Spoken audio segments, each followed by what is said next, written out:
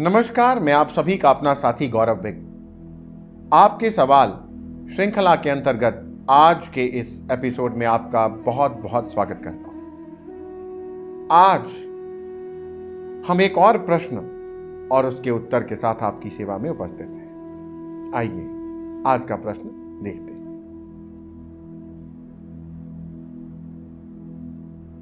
आज हमारे जिस व्यूअर का प्रश्न हम ले रहे हैं, उन्होंने पूछा है कि श्राद्ध में हम जो अपने पितरों को भोजन देते हैं, हम जो अपने पूर्वजों के लिए श्राद्ध करते हैं, भोजन देते हैं, वस्त्र देते हैं, सामान देते हैं, क्या वो सामान भोजन उन तक पहुंचता है? श्राद्ध वास्तव में है क्या और किस विधि से इसको करना चाहिए?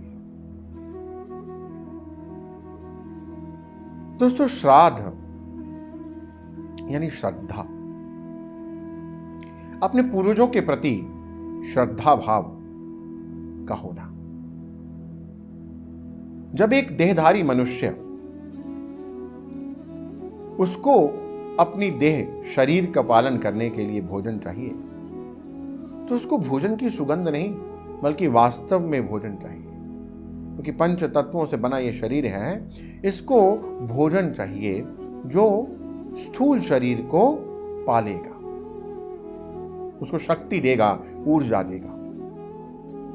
परंतु जब ये देह ही नहीं रही, शरीर छोड़ करके एक आत्मा ऊपर के लोकों में या आगे कहीं जन्म ले चुकी है, तो वहां पर ये भोजन कैसे पहुंच सकता है? वहां पर ये भोजन नहीं पहुंच सकता, परंतु फिर भी हम भोजन करते हैं, करवाते हैं। हम अनेकों वस्तुएं, बिस्तर, खाट, छतरी, बहुत सारा धन वो देते हैं। क्या ये उचित है? तो यहां बात समझने योग्य है कि जब इस सिस्टम को हमारे ऋषि मुनियों ने, पूर्वजों ने बनाया, तो उन्होंने समाज को सपोर्ट करने के लिए एक स्ट्रॉन्ग सिस्टम बनाया। उस समय ब्राह्मणों के पास, पुजारियों के पास केवल एक ही काम था, वो समाज में पूजा पाठ, कर्मकांड, ध्यान, ज्ञान का प्रचार प्रसार करते थे। और उस समय उनका सपोर्ट सिस्टम यही था कि इसी माध्यम से उनको ही सब सामान उनके परिवार का पालन पोषण करने के लिए मिल जाता था। परंतु आज हम ऐसे फंस चुके हैं कि यदि श्राद्ध ना किया जाए या कुछ वस्तुएं कम दे दी जाएं, तो समाज में हमारे रिश्तेदार, हमारे संबंधी ही हम पर उंगलियां उठाना शुरू कर देते हैं। तो देखा देखी हमें सब करना पड़ रहा है। लोग देखा देखी में सब कर रहे हैं। whereas हमारे पूर्वजों को, हमारे पितरों को, उस आत्मा को जिसका हमारे साथ कभी संबंध था, पर अभी वो शरीर देह छोड़ चुकी है और अपनी आत्मा की यात्रा में आगे बढ़ रही है, यदि उस आत्मा को हम कुछ दे सकते हैं तो वो है केवल ध्यान की ऊर्जा, पूजा पाठ, तप, जप, यज्ञ, हवन का पुण्य फल।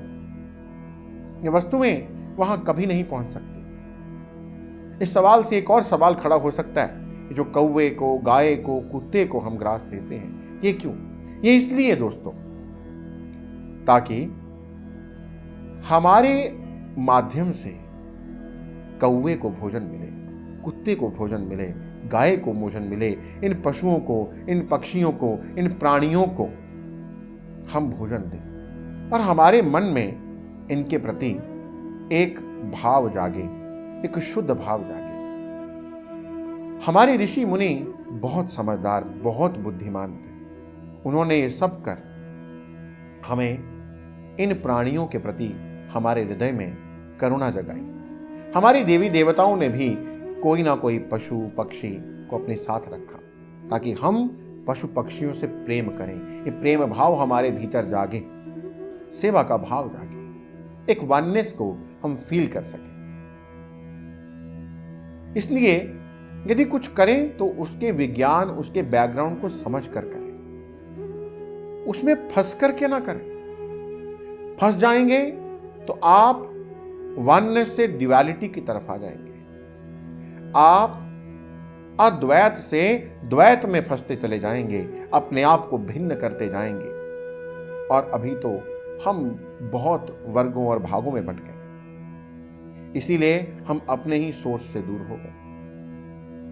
कस्तूरी हमारे अंदर थी, जैसे हिरण के अंदर थी, वो बाहर ढूंढता वन वन भटक रहा, वैसे ही हमारे अंदर सब कुछ था पर हम बाहर ढूंढ रहे हैं। अभी श्राद्ध का अर्थ श्रद्धा को समझें। श्राद्ध यानी श्रद्धा हमारे उन पूर्वजों के प्रति जिनके साथ हमारा कभी कोई संबंध था।